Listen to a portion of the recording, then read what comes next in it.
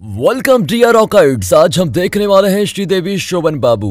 Movie की शुरुआत में शेखर नाम के एक आदमी और उसके दोस्त राव को दिखाते हैं जो नाश्ता करने के बाद टीवी देख रहे होते हैं और टीवी में शेखर उसकी बेटी का होने वाला फैशन डिजाइन का शो देख रहा होता है। लेकिन उसी शो के बाहर उसी वक्त एक लड़ाई भी होती है जिसमें शेखर की बेटी श्रीदेवी हमें दिखाई जाती है जो एक आदमी को पीट रही है। अब ये देखकर उसको काफी अजीब लगता है क्योंकि श्रीदेवी को तो उस वक्त फैशन शो में होना चाहिए जबकि वो एक लड़की को पीट रही है। एक तरफ वक्त बीता जा रहा होता है और दूसरी तरफ सारे कंटेस्टेंट एक एक करके अपने फैशन डिजाइन का ऑडिशन दे रहे होते हैं और जब फाइनली श्रीदेवी की बारी आती है तो शो के जज उसे 2 बार स्टेज पर आने के लिए कहते हैं और जैसे ही वो उसको फाइनल ऑर्डर देते हैं तभी अचानक वहां पर एंट्री होती है श्रीदेवी की जिसने काफी कमाल का फैशन डिजाइन का ड्रेस आउटफिट पहना होता है और इस वजह से वो विनर भी बन जाती है। अब जाते वक्त जब शो के जजेस उसे उसकी कामयाबी के बारे में और उसके इंस्पिरेशन के बारे में पूछते हैं तो वो कहती है कि मेरे सबसे बड़ी इंस्पिरेशन मेरे पापा हैं क्योंकि मेरे पापा ने पहले से मुझे अपने बेटे की तरह प्यार किया। जबकि समाज के लोग मेरे पापा से ये कहते थे कि बेटी से अच्छा तो बेटा ही होता है जो परिवार को आगे बढ़ाने के लिए सही होता है, लेकिन मेरे पापा ने उनकी एक बात न सुनी और हमेशा मुझे सपोर्ट किया और इस सक्सेस का क्रेडिट इसलिए मैं अपने पापा को देना चाहती हूँ। अब अपनी बेटी की ये सारी बातें सुनकर शेखर भी काफी ज्यादा इमोशनल हो जाता है। अब हमें पता चलता है कि श्रीदेवी की जगह उसकी मॉडल परफॉर्म करने वाली थी लेकिन सामने वाली कंटेस्टेंट ने अपने बॉयफ्रेंड के जरिए उसका ड्रेस छीन लिया था। अब हालात को देखते हुए श्रीदेवी ने उस लड़के को जाकर पीट दिया और ये वही लड़का है जिसे हमने शुरुआत में श्रीदेवी के हाथों पीटते हुए देखा था। फिर उस लड़के से वो ऑडिशन का ड्रेस लेकर खुद पहन के ऑडिशन में चली जाती है और सिलेक्ट होकर वहां पर जीत भी गई। अब दूसरी तरफ शेखर अपनी बेटी की जीत के लिए एक पार्टी अरेंज करता है जहां कुछ मेहमानों के साथ श्रीदेवी के कुछ दोस्त भी आते हैं। इसी बीच श्रीदेवी अपने पापा शेखर से कहती है कि मुझे अपने अगले प्रोजेक्ट फैशन शो के लिए अरकू वैली नाम की जगह पर जाना होगा जहां मैं रिसर्च करके अपना अगला प्रोजेक्ट शुरू कर पाऊंगी। बट शेखर उसको बाहर जाने से मना कर देता है और नाराज होकर उस पार्टी से ही बाहर चला जाता है। अब जब अकेले में आकर श्रीदेवी अपने पापा से उसका रीजन पूछती है तो वो उसे अपने पास्ट की कहानी समझाता है जहां वो उसे कहता है कि बहुत साल पहले की बात है जब तुम्हारी बुआ कमला और मेरे पिताजी शोभनाद्री नायडू एक साथ अरकू में रहते थे। मेरे पिताजी उस गांव के मुखिया थे और मेरी माँ के गुजर जाने के बाद मैंने अपनी बहन कमला का बेटी की तरह ख्याल रखा और उसे कभी किसी खुशी की कमी नहीं होने दी। फिर बढ़ती उम्र के साथ मैंने कमला की शादी अपने एक जान पहचान के दोस्त शिव प्रसाद से करा दी, वो इसलिए ताकि वो मुझसे कभी दूर न रह सके। इसके बाद कमला और उसका पति शिव प्रसाद हमारे घर में मिलजुल कर रहने लग गए। अब बताते हैं कि एक दिन उनके घर पर कुछ गांव वाले चर्चा कर रहे होते हैं कि गांव का अगला मुखिया तो शेखर ही बनेगा क्योंकि शिव प्रसाद तो उनके घर पर नौकर की तरह बना हुआ रहता है। अब वहां पर ये बात कमला सुन लेती है और उसको बहुत बुरा लगता है कि उसके पति की कोई इज्जत ही नहीं है। वक्त के साथ वो शेखर की जगह अपने पति का बहुत ज्यादा ख्याल रखने लग जाती है जो देखकर शेखर को काफी अजीब लगता है और उसे महसूस होता है कि मेरी बहन अब मुझसे प्यार नहीं करती। और यही नहीं, कमला का खून तो तब खौलता है जब घर में चल रही पूजा के दरमियान सारे लोग उसके पति से ही सारे काम करवाने लगते हैं और उसे तो घर का नौकर ही समझने लगते हैं। इस बात से गुस्सा आकर कमला अपने पति के साथ किए गए बिहेवियर के लिए उनको काफी सुनाती है। वो कहती है कि जब से शादी हुई है तुमने मेरे पति को इस घर का नौकर बना के रखा हुआ है और आप दोनों तो उनकी इज्जत करना ही भूल गया हो। बेहतर तो यही होगा कि आप मुझे अपनी जायदाद का हिस्सा देकर आजाद कर दो, जिसके बाद मैं यहाँ कभी नहीं आऊंगी। अपनी बहन की सारी बातें सुनकर शेखर भी अपने पिताजी से जायदाद उसके नाम करने के लिए कह देता है। तभी शेखर के पिताजी कमला के सामने एक शर्त रखते हैं। वो कहते हैं कि ये जायदाद तो मैं तुम्हारे नाम कर दूंगा पर तुम्हें बड़ा होने के बाद अपने बेटे की शादी शेखर की बेटी से करनी होगी वरना मैं ये सारी संपत्ति अनाथ आश्रम के नाम कर दूंगा। और फिर इस तरह देखते देखते उन दोनों का प्यार का रिश्ता नफरत में बदल जाता है और वो दोनों परिवार टूट जाते हैं। इसी बीच शेखर के पिताजी कमला के जाने का सदमा बर्दाश्त नहीं कर पाए जिस वजह से उनकी हार्ट अटैक से मौत हो गई और उसके बाद शेखर अरकू छोड़कर हैदराबाद आ गया। इसके बाद सीन प्रेजेंट में शिफ्ट होता है जहां शेखर अपनी बेटी को ये सारी कहानी सुना रहा होता है। वो कहता है कि अगर तुम वहां गई तो वो तुम्हें रास्ते से भटकाकर हमारी जायदाद हथियाने की कोशिश करेंगे जो मैं बिल्कुल भी होने नहीं दूंगा। अब अपने पापा की सारी बातें सुनने के बाद वो काफी इमोशनल हो जाती है और अरकू वैली जाने से मना कर देती है, लेकिन वो अरकू वैली के बदले कुर्ज सिटी जाने के लिए परमिशन ले लेती है। अब अगले दिन श्रीदेवी अपने दोस्त हमजा से मिलती है जहाँ वो अपनी फ्रेंड को बताती है कि एक्चुअली मुझे अरकू वैली जाना है जहाँ मुझे अपनी बुआ को सबक सिखाना है जिन्होंने मेरे पापा को परेशान करके रखा हुआ है। फिर ये दोनों अनाकापल्ली गांव के लिए निकल पड़ते हैं। अब दूसरी तरफ हम मूवी के मेन हीरो शोभन बाबू को देखते हैं जो अनाकापल्ली गांव में ही रहता है और अपने हरामी दोस्तों के साथ काफी आवारागर्दी करता है अब शोभन बाबू एक पंचायत में पहुंचता है जहां उसके अंकल को कोई डीडी नाम का आदमी परेशान कर रहा होता है, क्योंकि उसके अंकल ने उससे 3 लाख रुपए ब्याज में लिए थे और फिर पैसे न चुकाने के कारण डीडी उनके घर पर कब्जा करने वाला होता है। तभी शोभन बाबू उसे जल्दी पैसे लौटाने का वादा करता है और डीडी फिर उसको 15 दिन का टाइम देता है। अब रात में शोभन बाबू अपने दोस्तों से शराब पीते वक्त कहता है,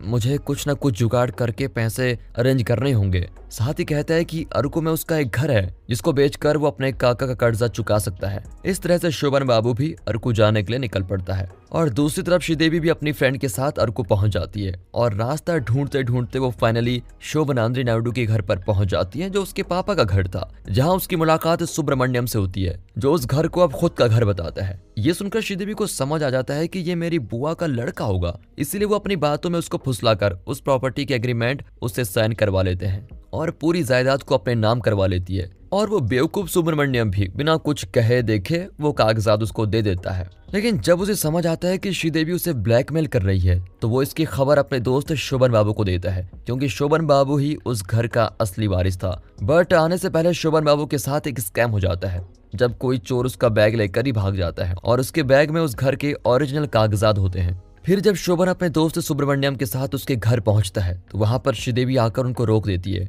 और कहती है कि मैं इस घर की असली मालकिन हूं, और इतना कहकर उन्हें वहां से निकाल देती है। अब इस बात का बदला लेने के लिए शोभन भी एक प्लान बनाता है जिसमें वो श्रीदेवी की फ्रेंड हमसा को रात में भूत बनाकर डराने लगता है, जिससे हमसा तो काफी डर जाती है। अब अगली रात डराने के समय शोभन वहां पर पहुंच जाता है और वो कहता है कि मैं भूत को भगा दूंगा, जिस पर वो बड़ी चालाकी से श्रीदेवी से कॉन्ट्रैक्ट पेपर साइन करवा लेता है और उल्टा उन दोनों को ही ब्लैकमेल करने लगता है। अब उस घर की जायदाद की वजह से इन दोनों में चूहा बिल्ली का खेल शुरू हो जाता है और ये दोनों एक दूसरे को खूब तंग करने लगते हैं। अब एक दिन अचानक एक अनजान बूढ़ा आदमी शोभन के घर पर आ पहुंचता है और वो उसको बेटा कहने लगता है। ये सुनकर शोभन भी उससे अपने पापा की तरह बिहेव करने लगता है, उसे नहला धुला के कपड़े भी देता है और साथ ही अपने हाथों से खाना भी खिलाता है। अब शोभन का ये नेक दिल बिहेवियर देखकर श्रीदेवी उससे काफी इंप्रेस हो जाती है और मन ही मन उसे चाहने भी लगती है। अब उस बूढ़े आदमी के रवाना होने के बाद जब श्रीदेवी उससे पूछती है, तुमने इस आदमी को बाप क्यों कहा, तो वो कहता है कि इस आदमी का इस दुनिया में कोई नहीं है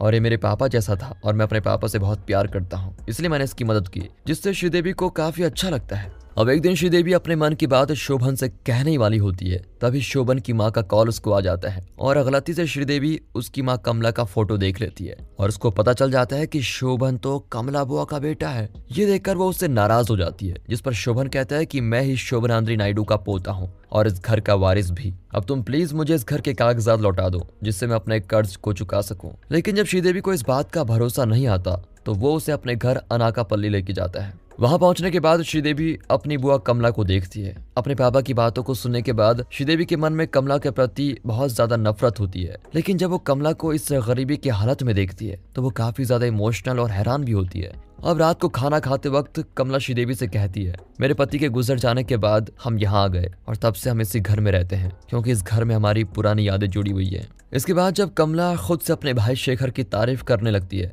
ये देखकर तो श्रीदेवी भी चौंक जाती है कि पापा ने तो मुझे कुछ और ही बताया था। शेखर की तारीफ की बातें सुनकर शोभन को बहुत गुस्सा आता है और वो बिना खाए ही बाहर चला जाता है। उसके बाद वहां पर शोभन का अंकल मूर्ति आता है, जिससे श्रीदेवी उसकी बुआ कमला और पापा शेखर के बारे में पूछती है कि आखिर ऐसा क्या हुआ था जिसकी वजह से दोनों भाई बहन अलग हो गए। जिसके बाद मूर्ति श्रीदेवी को पूरी सच्चाई के साथ स्टोरी बताता है, जो कि काफी अलग है।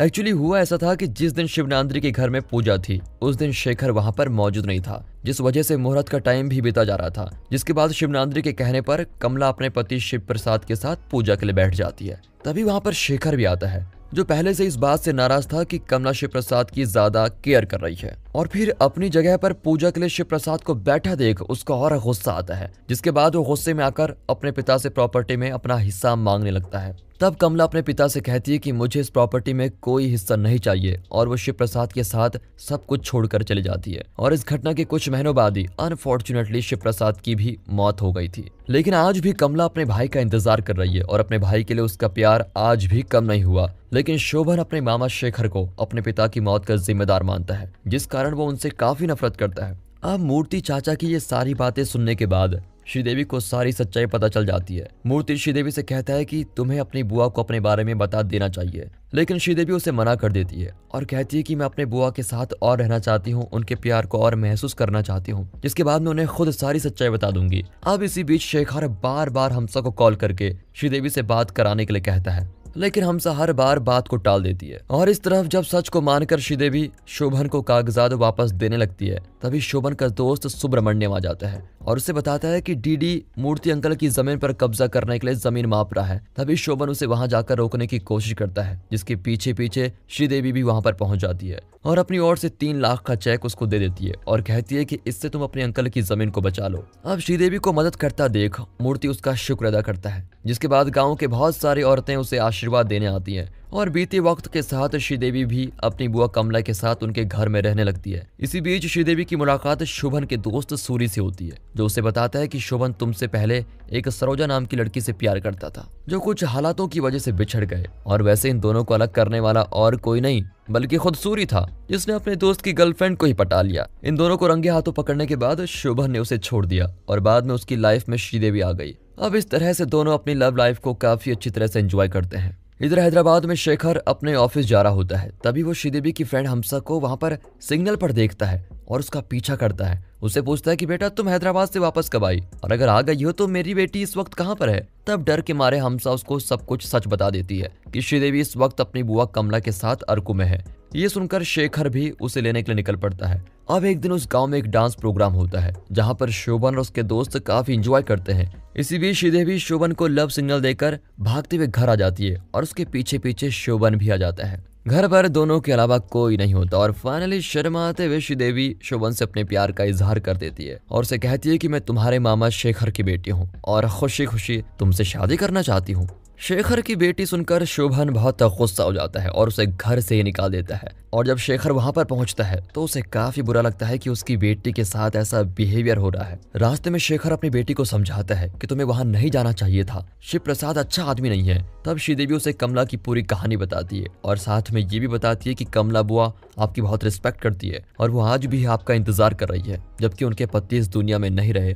ये सुनकर शेखर भी काफी इमोशनल हो जाता है और उसे अपनी गलती का एहसास होता है। यहाँ पर कमला और मूर्ति घर पहुंचते हैं। जब शोभन अपनी माँ को श्रीदेवी के बारे में बताता है, तब उसकी माँ कहती है कि ये सारी बातें मुझे पहले से ही पता थी कि श्रीदेवी शेखर की बेटी है। अब शोभन वहां से निकलने के बाद अपने दोस्तों में दारू पीने के लिए बैठ जाता है और पछतावा करता है कि सारी लड़कियां एक जैसी नहीं होती यार। सरोजा ने मुझे धोखा दिया था, वैसे श्रीदेवी भी मुझे धोखा देकर चली गई। जिसके जवाब में उसके दोस्त उसे कहते हैं कि श्रीदेवी एक काफी अच्छी लड़की है और तुमसे सच में प्यार भी करती है। सरोजा तो एक कैरेक्टर लेस लड़की थी। जिसके बाद शोभन सूरी को लेकर रजिस्टर ऑफिस पहुंचता है, जहां वो श्रीदेवी को आखिरी बार मिलने के लिए बुलाता है, क्योंकि ये कागजात पर श्रीदेवी का एक सिग्नेचर बाकी था। लेकिन जब श्रीदेवी वहां पर पहुंचती है तो शोभन उसे इग्नोर करने लगता है और उससे बात तक नहीं करता।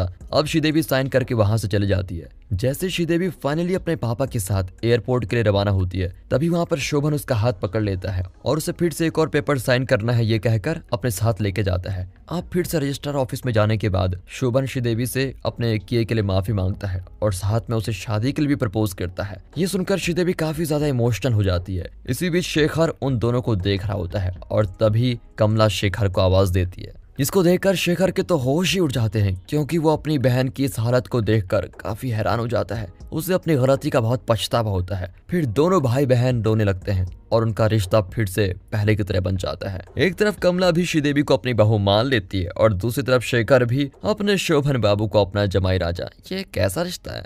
अब इस फिल्म के लास्ट सीन में एंट्री होती है मूर्ति की, जो बहुत सारे मेहमानों को लेकर शादी की तैयारी में लग गया है। तो फाइनली अब शोभन और श्रीदेवी एक दूसरे के साथ शादी करने जा रहे हैं और इसी हैप्पी एंडिंग के साथ ये मूवी यहाँ पर खत्म होती है। दोस्तों, स्टोरी में मजा आया हो तो वीडियो को लाइक कीजिए, चैनल को सब्सक्राइब करिए। बाकी मिलते हैं अगली वीडियो में, तब तक के लिए गुड बाय, अपना ख्याल रखिए and finally thanks for watching.